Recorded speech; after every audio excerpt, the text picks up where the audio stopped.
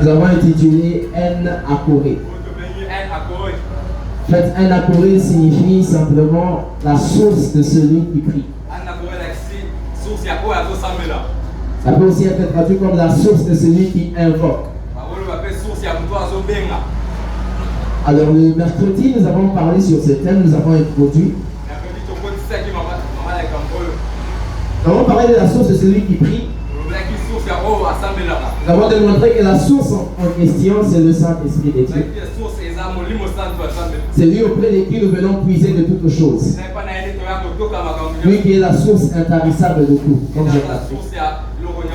Alors c'est lui qui est la source de celui qui prie. C'est lui auprès de qui celui qui prie va puiser.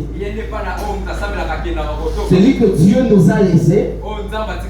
Cette source où nous avons la certitude qu'à chaque instant où nous viendrons, nous ne manquerons pas de puiser quelque chose. Alléluia. Nous avons aussi expliqué que le rocher ou la cavité qui avait été fendue à l'échine,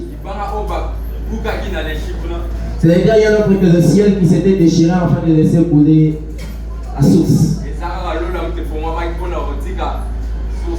Pour entrer dans cette même ligne d'idée que nous avons commencé depuis l'année 2025, parlant du ciel ouvert. Ainsi, cette cavité, ce rocher qui s'est fondé à l'échine.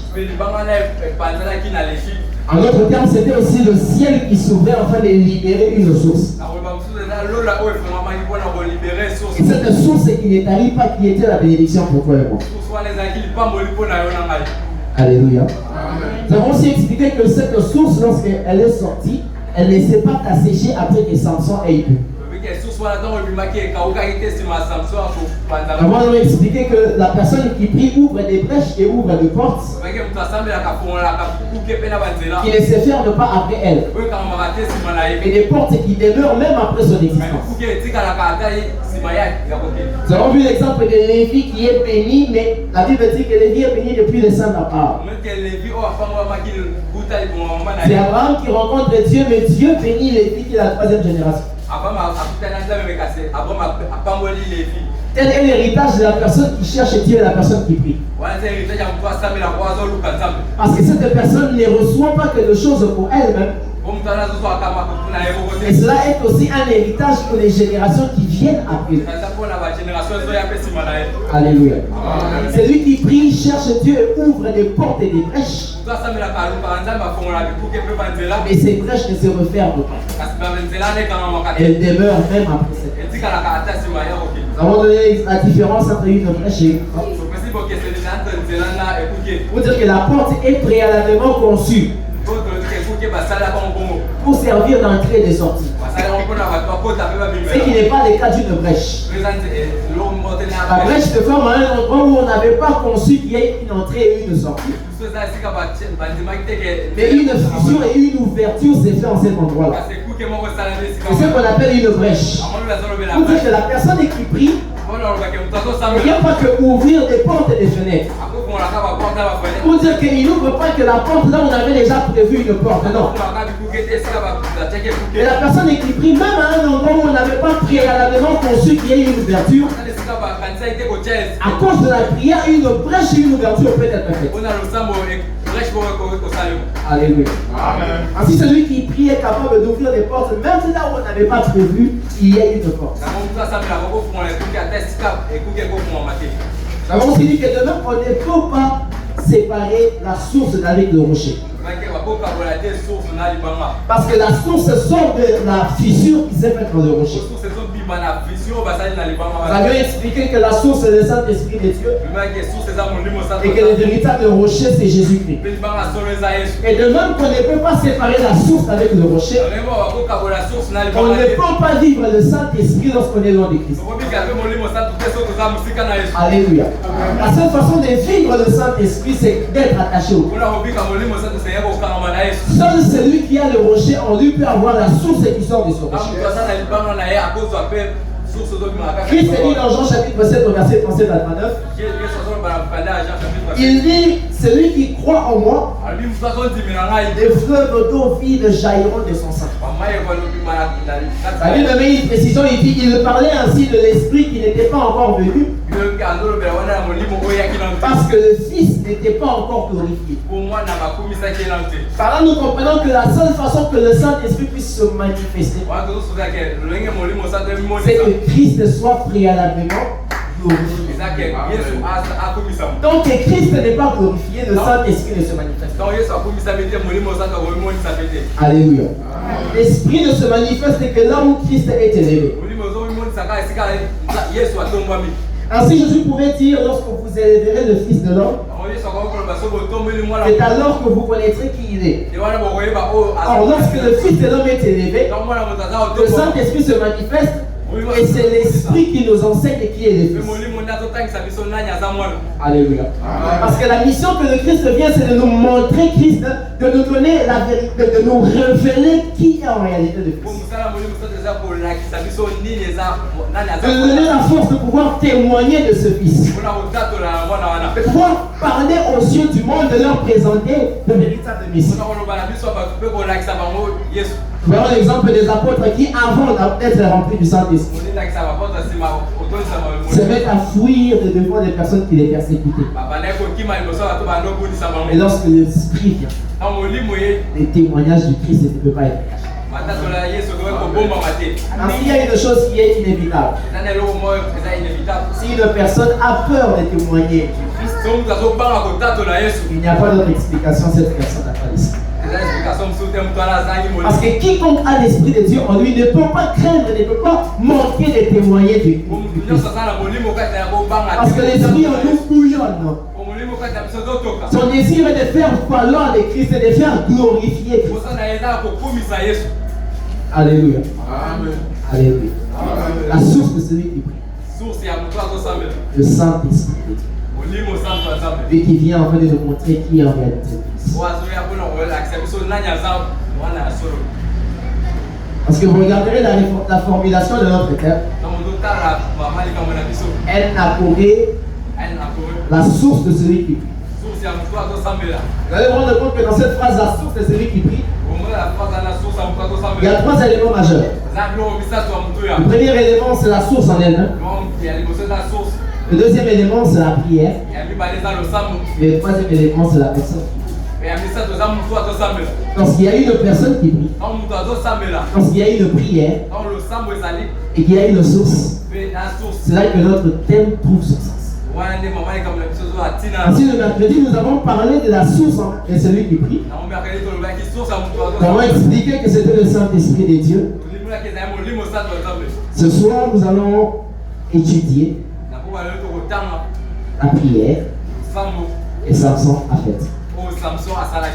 Nous allons essayer d'adapter à notre pour comprendre comment l'on peut avancer et qu'est-ce que l'on peut tirer comme enseignement de cette prière et Samson.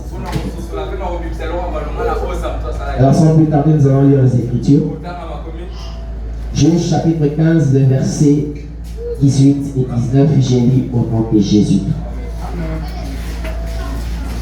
Pressé par la soif, il invoqua l'Éternel et dit: c'est toi qui as permis par la main de ton serviteur cette grande délivrance. Et maintenant mourrai-je de soif et tomberai-je entre les mains des incirconcis? Dieu fendit la cavité du rocher qui a léchi et il en sortit de l'eau. Samson but, son esprit se ranima et il reprit vie. C'est de là qu'on a appelé cette source En Hakkore. Elle existe encore aujourd'hui à Léchi. Et Dieu ajoute l'explication à la lecture des Écritures. Alors le but que je poursuis dans ce message, c'est en fait de nous montrer un modèle d'une prière qui est capable d'ouvrir le ciel. Le modèle d'une prière qui est capable de fondre une cavité, de produire une source. Parce que vous savez, la prière ne se fait pas, comment dire, il y a un modèle de prière. Ainsi les apôtres pouvaient s'approcher de Jésus et lui dire à leur enseigne-nous comment prier. Ils disent, les disciples de Jean leur a appris comment prier. Moi aussi, enseigne-nous comment prier. Il y a une chose que je remarque. Jésus ne leur dit pas que je ne veux pas vous enseigner comment prier. Jésus ne refuse pas. Jésus leur dit plutôt, quand vous priez, vous direz ceci. Notre Père qui est au ciel. Et vous connaissez la suite. Ce qui signifie en fait une chose, c'est qu'il y a un moyen de prier. Il y a une manière de prier qui est bonne. Et une manière de prier qui n'est pas bonne. Ainsi, il y a de ces personnes qui prient et qui prient mal. Ainsi, l'apôtre Jacques pouvait dire, vous priez, mais vous n'êtes pas, il ne sait pas si vous priez mal. C'est qu'il est possible de prier, mais de mal prier. Ainsi, nous allons essayer de voir un modèle d'une prière qui peut être faite et qui peut offrir ainsi. Alléluia. Alléluia. Et nous allons prendre le modèle de la prière que Samson a fait, afin de pouvoir tirer des leçons. Allez rendre compte dans Juge chapitre 15 que nous venons de lire au verset 18. La Bible commence le chapitre 18 par pressé par la soif. Pressé par la soif. Ainsi, le premier élément que nous allons étudier dans cette prière, c'est la soif. La soif qui est définie comme le désir de combler un manque.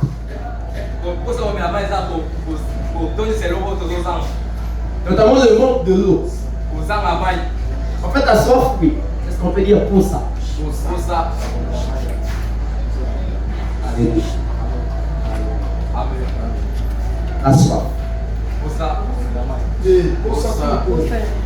Parce que pour ça, il faut annoncer d'autres choses. Il faut avoir soif de Dieu, il faut avoir soif d'autres choses que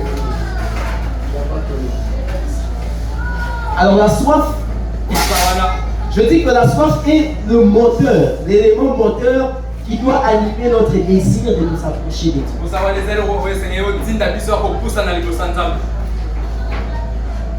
Lorsque David se met à parler dans le psaume au chapitre 42, il dit telle une biche soupire auprès de toi. Mon âme soupire auprès de toi. Il est en train de parler à Dieu, d'adresser une prière à Dieu. Il dit à Dieu de même que la biche a envie d'aller près de courant d'eau. C'est de cette manière que moi j'ai le désir de m'approcher de Dieu. Vous savez, lorsque la biche a soif,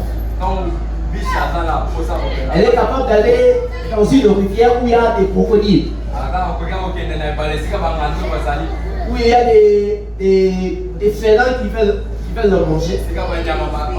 Mais la biche ne regarde pas à tout ça. Elle ne regarde pas au lion qui peut la manger. Elle ne regarde pas au tigre qui la cherche. Elle ne regarde pas au crocodile qui se cache dans l'eau. Mais elle est pressée par une soif pour vouloir prendre de l'eau et elle oublie toutes ces réalités-là. Elle s'en va prendre de l'eau. Et David compare le désir que la soif que la biche a de boire de l'eau à la soif que lui a de Dieu. Alléluia. Ainsi la soif, c'est ce désir-là que nous avons de pouvoir nous approcher de Dieu. Et c'est la soif qui doit animer chacune de nos actions lorsque nous avons l'intention de venir au Père. Bien aimé, une prière qui est faite sans soif, c'est une prière qui manque de moteur, si je peux le dire comme ça. Dieu ne veut pas de personnes qui viennent auprès de lui, qui se mettent à parler, à marmonner. Non. Ainsi, lorsque Jésus parlait à ses disciples, il donne l'exemple des scribes et des pharisiens qui s'étaient tenaient dans l'assemblée au coin de route afin de faire des prières solennelles et des prières à haute voix, remplies de connaissances et de belles paroles, mais animées par quelle intention? Quel était le désir qui les poussait à faire ça? Dieu ne veut pas que tu multiplies des paroles. Il ne veut pas d'abord que tu fasses des heures et des heures dans la prière, ce qui n'est pas mal. Mais que lorsque tu t'approches de lui, que tu sois animé par la soif. Que ce soit la soif de vivre à Dieu qui t'amène dans ça. Nous voyons dans ce jour des chrétiens Même des serviteurs de Dieu qui manquent les ailes de la soif. Ça s'explique lorsque tu vois quelqu'un qui est capable de ne pas venir au culte. Pourquoi? Parce qu'il est mal à une fête. C'est des choses que je n'arrive pas à concevoir. Je n'arrive pas à concevoir. Comment? Cela se traduit simplement par une seule chose, les manques de la soif. Et c'est à cause de cela que l'Église est en train de perdre sa puissance. Parce que la soif montre une chose, la soif démontre l'amour que nous avons pour Dieu, mais aussi la foi que nous avons que Dieu est le seul qui puisse étancher notre foi. Une personne assoiffée dit à Dieu, Seigneur, je t'aime plus que tout, mais aussi je crois que tu es le seul qui peut quelque chose pour toi. Ainsi, la soif exprime deux éléments très importants, l'amour et la foi. Or, sans l'amour et sans la foi, il est impossible d'être appelé chrétien, il est impossible de plaire à Dieu.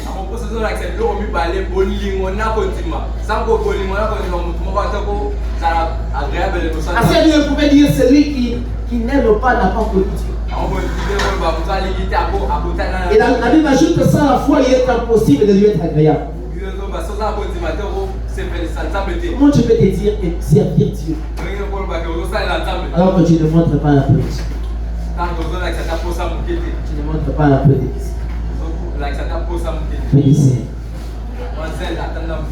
La soif crée une connexion entre l'homme et Dieu. Parce que la soif exprime l'amour que l'homme a. Celui qui prie avec soif aime Dieu. Mais aussi il croit que Dieu est le seul qui puisse étancher ça. Voilà l'exemple d'Anne qui est dans le temple, qui est meurtri, qui cherche désespérément Dieu. Et on se rend compte que Anne ne regarde plus à sa situation. Elle ne regarde plus à sa beauté. Elle ne regarde plus à comment elle était vêtue. Elle ne regarde plus au rôle qu'elle a. Elle se met à genoux à prier. Chose au point que le sacrificateur regarde. Et vient lui dire, femme, fais passer ton vin. Imagine une personne qui prie jusqu'au point qu'on confronte cette personne à une personne qui est ivre. Seule la soif peut amener une personne à ces degrés de Seule la soif peut amener une personne à ces degrés. Bien-aimé, tu pries ce bien. Parce que tu as la soif. Quand tu viens à l'église, pourquoi? C'est parce qu'on a donné un communiqué, c'est parce qu'on a donné un rendez-vous, c'est parce que tu es attiré par les désirs de vivre. Nous avons des rencontres chrétiennes. Nous venons là, nous remplissons des chaises, 100 personnes, 200 personnes, mais il n'y a rien qui s'est fait. Pourquoi? Parce que les personnes viennent vides de Dieu. Lorsque tu viens pour vivre Dieu, viens avec Dieu dans le cœur. Les dieux que tu as dans le cœur attirera les dieux qui sont sur le cœur. Parce que tu viens avec un vide de Dieu en toi. Ta gloire qui se manifestera sur toi. Il n'y aura pas d'attraction entre toi et la puissance de Dieu. Alors pourquoi nous sommes là dans les églises à crier Dieu n'agit pas? Et on se lève à crier où les dieux de nos pères? La Bible, à chaque fois que les Israélites priaient pour dire où est le Dieu de nos pères, c'est parce que Dieu s'est éloigné d'eux. Et les seuls exploits, les seuls miracles qui est resté dans les passés. Dieu a délivré, Dieu a fait, Dieu a agi. Quand ton Dieu il est resté dans le passé, ton Dieu il n'agit plus aujourd'hui. Tu as prophétisé dans le passé, tu as prêché dans le passé, tu as servi Dieu dans le passé, tu as fait ceci dans le passé. Dieu il n'est pas resté dans le passé, il est là jusqu'au jour. Où est ta soif? Où est ta soif? Où est ton zèle? Où est ta puissance?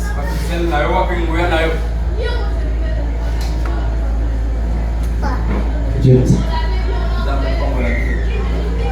Dieu nous aide.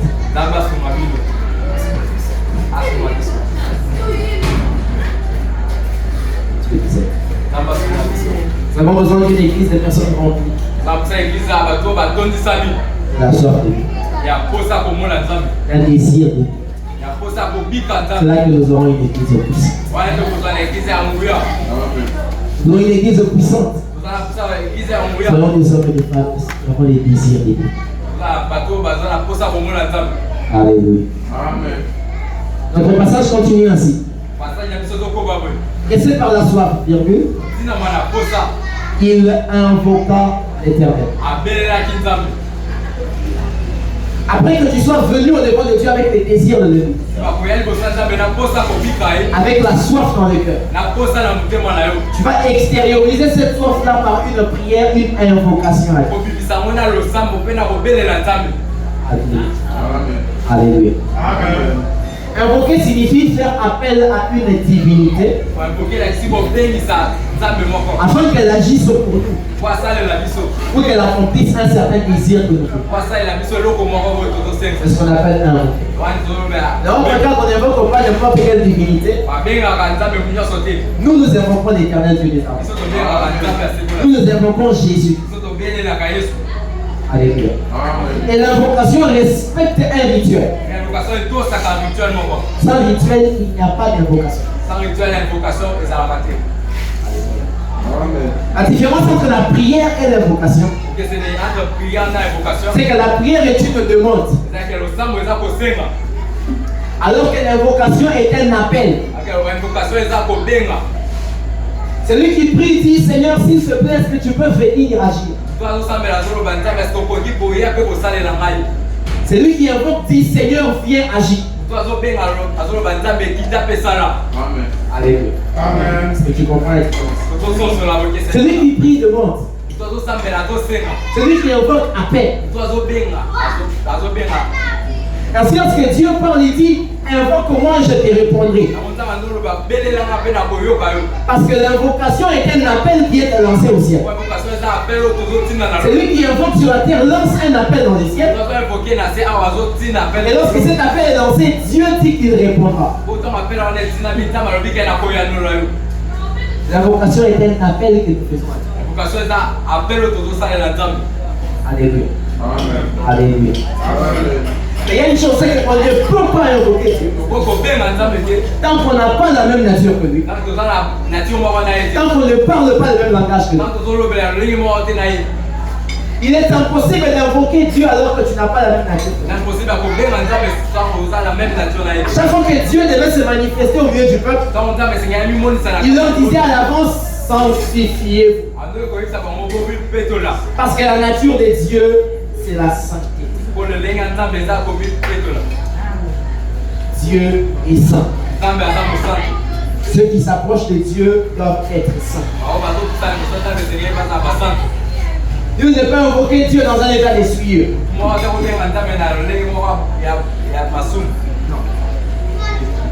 Tel il est, tel nous devons être. Parce que tel lui il est saint, tel nous devons être saints. Ce n'est que là qu'une connexion peut être établie entre nous et Dieu. Et de la sorte que lorsque nous lancerons un appel à lui, une réponse viendra à lui.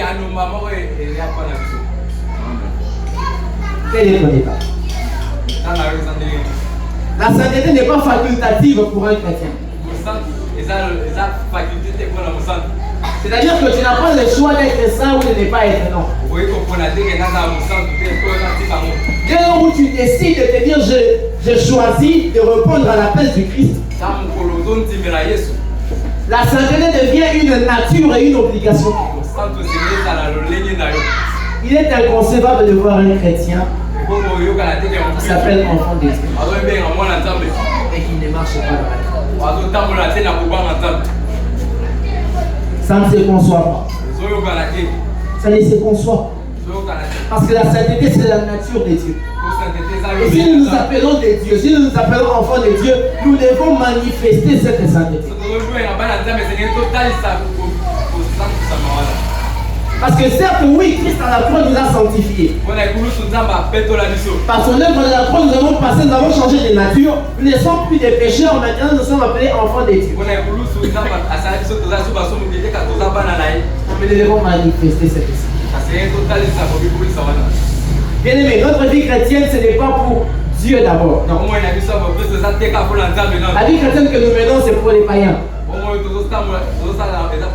C'est pour qu'eux voient que nous avons Dieu et que nous sommes différents d'eux. Je vais te dire quelque chose.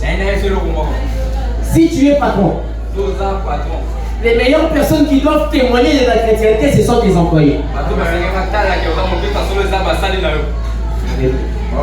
Si tu es employé, la meilleure des personnes qui puissent témoigner de ta sainteté, c'est ton patron.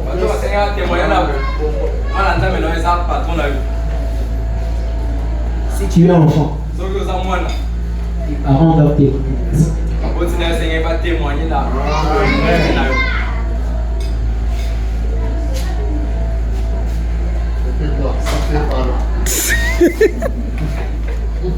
Les enfants doivent témoigner de la sainteté.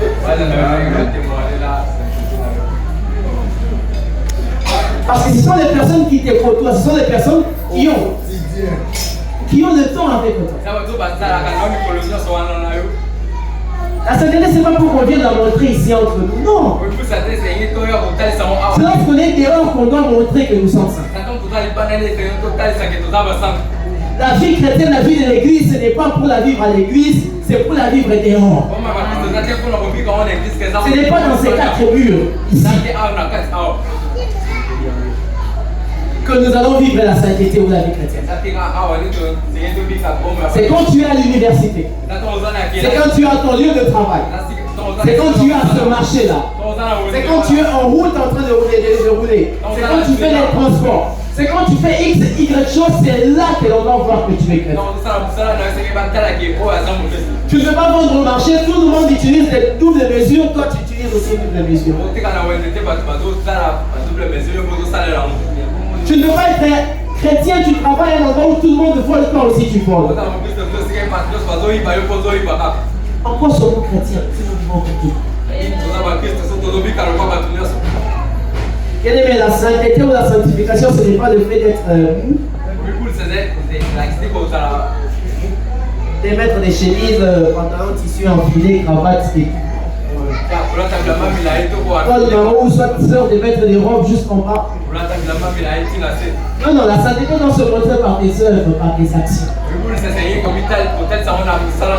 Nous ne sommes pas sauvés par les œuvres, oui. Nous sommes sauvés par la grâce au moyen de la foi, oui. Mais ce salut-là, cette grâce-là, cette foi-là, doit se manifester par des œuvres. On doit voir ce que tu fais. C'est ainsi qu'on va témoigner que cette personne est sauvée. Le salut vient en toi, nous on ne va pas le voir. Le Saint-Esprit que tu dis qu'il est en toi, nous on ne le voit pas. Jésus que tu dis que tu as reçu, nous on ne le voit pas. Nous on va voir ce que tu vas produire. Qu'est-ce que toi tu produis? Et on ne peut invoquer Dieu si on n'a pas la révélation. On ne peut pas invoquer Dieu si on n'a pas la révélation. Mais aussi si on ne parle pas le même langage. Dieu parle le langage de sa parole. Dieu il est ce Samson qui est allé se cacher dans la caverne. Et il faut que ce frère vienne et qu'il parle l'hébreu afin que Samson entende que ce sont mes frères qui m'appellent, ce ne sont pas les filles.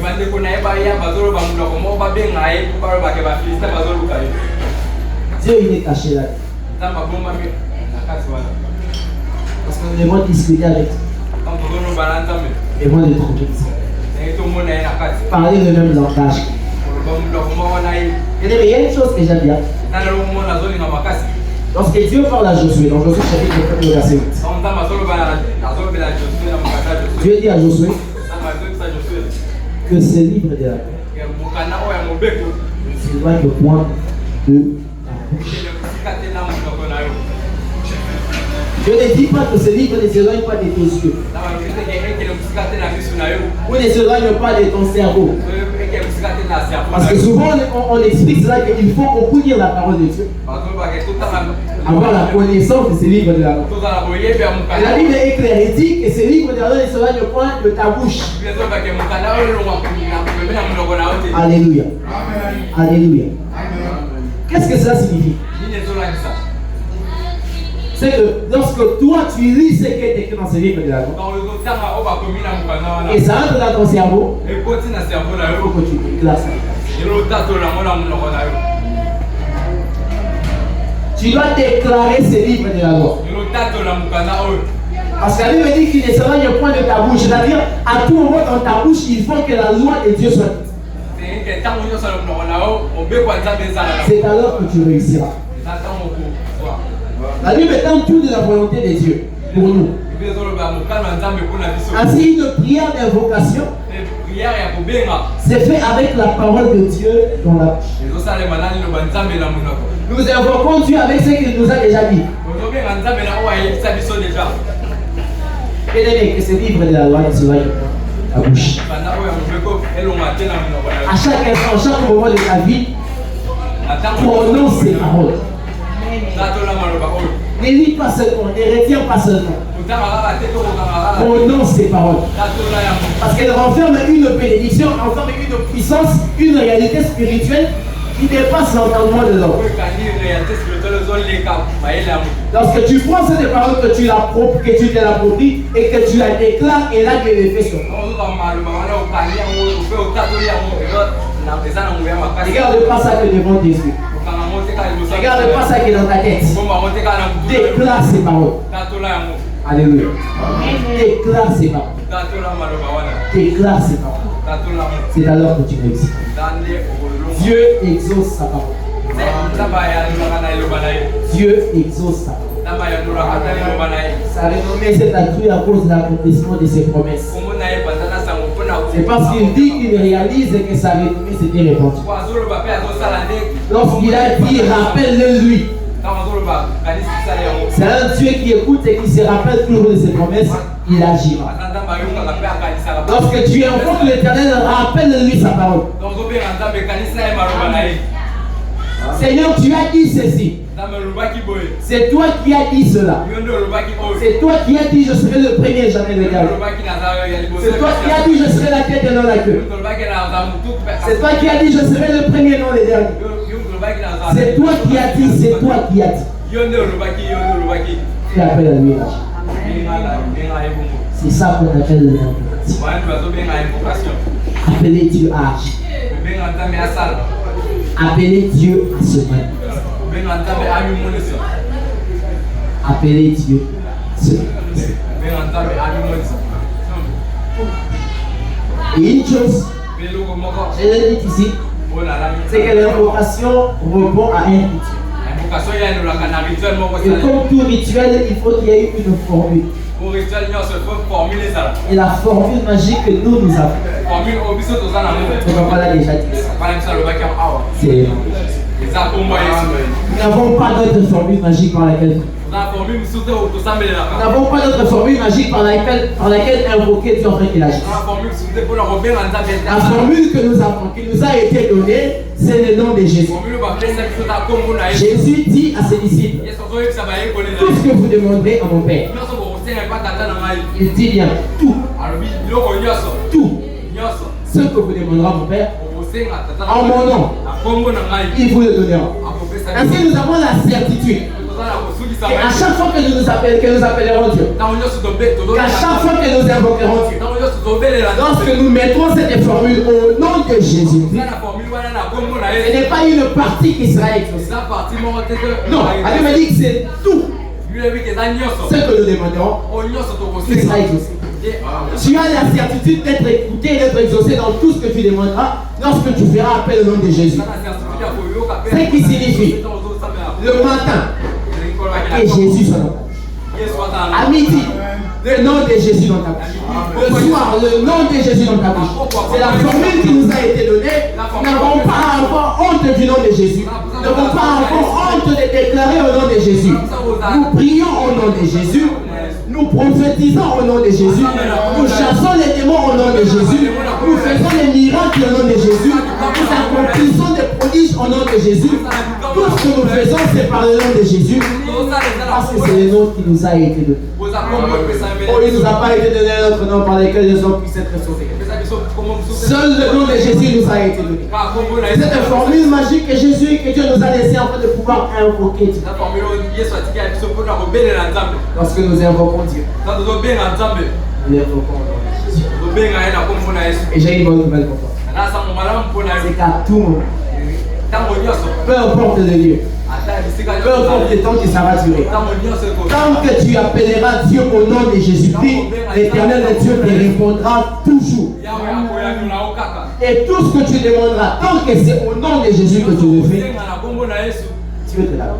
Ce n'est pas moi qui l'ai dit, c'est la parole. Ce n'est pas mon interprétation. Ainsi nous avons cela telle une certitude, telle une évidence. Nous avons la certitude d'un exaucement à temps plein par le nom de Jésus. C'est le nom magique.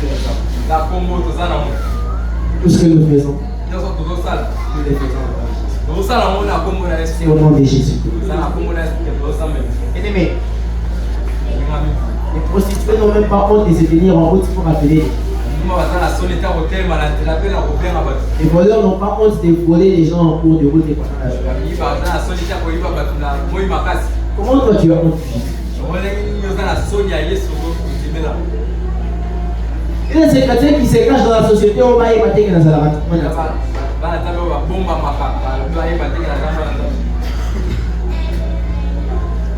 Si les personnes qui font des mauvaises choses ne se cachent pas, à combien plus forte raison toi qui as Jésus qui va te cacher? Tu vas te cacher de quoi? Tu es le fils du Dieu vivant. Tu es l'enfant du Dieu vivant. Il t'a choisi, il t'a appelé.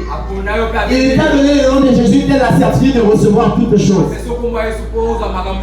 quoi as-tu peur? Et quoi as-tu honte? Une prière qui est faite au nom de Jésus déchirera toujours les cieux. Nous avons déclaré cette année l'année du ciel ouvert. Le ciel s'ouvre quand Jésus est prononcé. Quand Jésus est cité, on voit le ciel s'ouvre.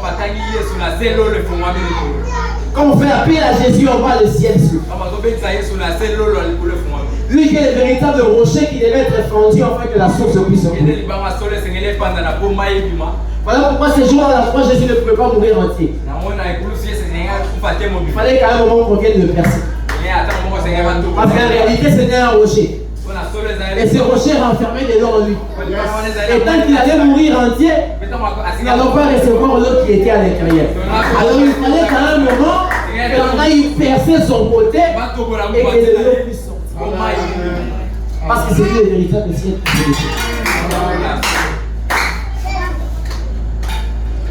Alléluia. Amen.